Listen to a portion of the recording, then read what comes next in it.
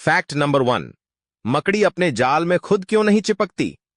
मकड़ी अपने शिकार को फंसाने के लिए जाल बुनती है। छोटे छोटे कीड़े इस जाल में आसानी से फंस जाते हैं। इन कीड़ों का जाल से निकलना काफी मुश्किल होता है। लेकिन आपने कभी गौर से देखा होगा तो पाया होगा कि मकड़ी खुद उस जाल में एक जगह से दूसरे जगह आसानी से घूम लेती है। क्या आपको पता है कि ऐसा क्यों होता है? मकड़ी का पूरा जाल चिपकने वाले नहीं होता है। वह इसका कुछ ही हिस्सा चिपचिपा बुनती है। वहीं इसके अलावा वैसा हिस्सा जहां मकड़ी खुद आराम से रहती है, वह बिना चिपचिपे पदार्थ के बनाया जाता है। इसलिए वह आसानी से इसमें घूम लेती है। वैसे अपने ही जाल में फंसने से बचने के लिए मकड़ी एक और तरकीब निकालती है। वह रोजाना अपने पैर काफी अच्छे से साफ करती है ताकि इन पर लगी धूल और दूसरे कण निकल जाएं। कुछ वैज्ञानिक मानते हैं कि मकड़ी का पैर तैलीय होता है, इसलिए वह जाल में नहीं फंसती और इसमें घूमती रहती है। लेकिन सच यह है कि मकड़ियों के पास ऑयल ग्लैंड्स ग्रंथियां नहीं होते हैं। वहीं कुछ वैज्ञानिक इसकी वजह मकड़ी की टांगों पर मौजूद बालों को मानते हैं, जिन पर जाले की चिपचिपाहट का कोई असर नहीं होता है। Fact number 2। चींटी एक लाइन में कैसे चलती हैं? चींटियों में कुछ ग्रंथियां होती हैं जिनसे फेरोमोन्स नामक रसायन निकलते हैं। इन्हीं के जरिए वो एक दूसरे के संपर्क में रहती हैं। चींटियों के 2 स्पर्श श्रृंगिकाएं या एंटीना होते हैं जिनसे वो सूंघने का काम करती हैं। रानी चींटी भोजन की तलाश में निकलती है तो फेरोमोन्स छोड़ती जाती है। दूसरी चींटियां अपने एंटीना से उसे सूंघती हुई रानी चींटी के पीछे पीछे चली जाती हैं। जब रानी चींटी एक खास फेरोमोन बनाना बंद कर देती है तो चींटियां नई चींटी को रानी चुन लेती हैं। फेरोमोन्स का प्रयोग और बहुत सी स्थितियों में होता है। जैसे अगर कोई चींटी कुचल जाए तो चेतावनी के फेरोमोन का रिसाव करती है, जिससे बाकी चींटियां हमले के लिए तैयार हो जाती हैं। फेरोमोन्स से यह भी पता चलता है कि कौन सी चींटी किस कार्यदल का हिस्सा है। Fact number 3। उल्लू अंधेरे में कैसे देख लेता है? उल्लू रात्रि में मानव से कई गुना अधिक देख सकता है, क्योंकि उसकी आंखों में प्रतिबिंब वाली विशेष कोशिकाएं होती हैं जो रोशनी को अपने भीतर सोख लेती हैं। यह एक ऐसा विचित्र पक्षी है जिसे दिन की अपेक्षा रात में अधिक स्पष्ट दिखाई देता है। उसे दिखाई तो दिन में भी देता है, लेकिन उतना स्पष्ट नहीं देता जितना कि रात में, और जिन पक्षियों को रात में अधिक दिखाई देता है उन्हें रात का पक्षी कहते हैं। Fact number 4। पहले मुर्गी आई या अंडा?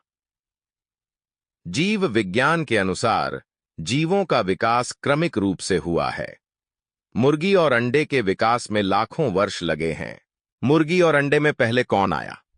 इस प्रश्न के कोई मायने नहीं है, क्योंकि इन दोनों का विकास एक साथ एक क्रम में हुआ है।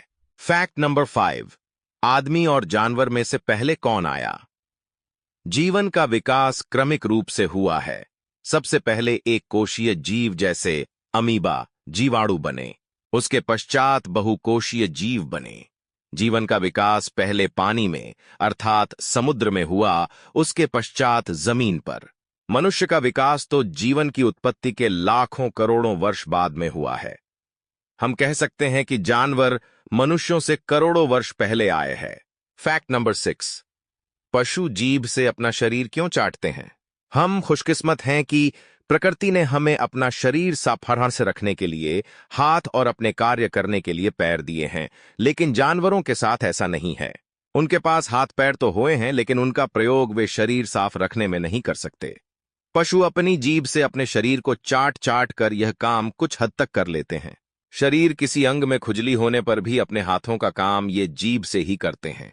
इसके अलावा पशुओं की लार में कुछ एंटीबॉडी होते हैं जो हानिकारक विषाणुओं, एयर जीवाणुओं को निष्क्रिय कर देते हैं। इस वजह से भी वे अपना शरीर चाटते हैं। इसके अलावा कई बार वे अपनी देह को ठंडा और खाने के लिए भी अपनी जीभ शरीर पर फेरते रहते हैं। Fact number 7। घोड़े खड़े खड़े क्यों सोते हैं? पुराने जमाने में घोड़े जंगलों में रहते थे। तब वे भेड़िए, बाघ जैसे जानवरों के आक्रमण से बैठे हुए या लेट कर सोते समय खुद को बचाने में असमर्थ रहते थे।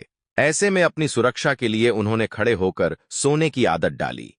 घोड़ों की विशेषता है कि दिन भर में वे मात्र 4 घंटे की नींद लेते हैं। खड़े होकर सोते समय गिरने से बचने के लिए उनके शरीर में एक विशेष प्रकार की क्रिया होती है। इनकी हड्डियों को आपस में जोड़ने वाले लिगामेंट्स उनके जोड़ों को मनचाहे समय तक के लिए फिक्स कर देते हैं। इसी कारण घोड़े आराम से खड़े होकर बिना गिरे सो लेते हैं। Fact number 8। पक्षी हवा में क्यों उड़ पाते हैं? पक्षियों में पंख होते हैं जो अग्रपाद के रूपांतरण होते हैं। इनकी हड्डियां खोखली तथा फेफड़ों में वायुकोश होते हैं जो शरीर को हल्का बनाते हैं। इस प्रकार शरीर के हल्केपन तथा पंखों की सहायता से पक्षी हवा में सरलता से उड़ पाते हैं। Fact number 9। चमगादड़ रात्रि के अंधेरे में भी कैसे उड़ सकते हैं? चमगादड़ रात्रि में पराश्रव्य ध्वनि उत्पन्न करके एक निश्चित दिशा में उड़ते हैं। यदि के उनके उड़ने की दिशा में अवरोध है तो उस अवरोध से यह पराश्रव्य ध्वनि टकराकर लौटेंगी। टकराकर लौटने वाली इस पराश्रव्य ध्वनि को चमगादड़ सुनते हैं, जिससे उन्हें पता चल जाता है कि आगे अवरोध है। इस प्रकार अवरोध का पता चलने पर वे अपनी गति की दिशा बदल लेते हैं। इस प्रकार चमगादड़ रात्रि के अंधेरे में भी उड़ सकती है। Fact number 10। बिल्ली को शेर की मौसी क्यों कहा जाता है? बहुत से लोग बिल्ली को शेर की मौसी कहते हैं।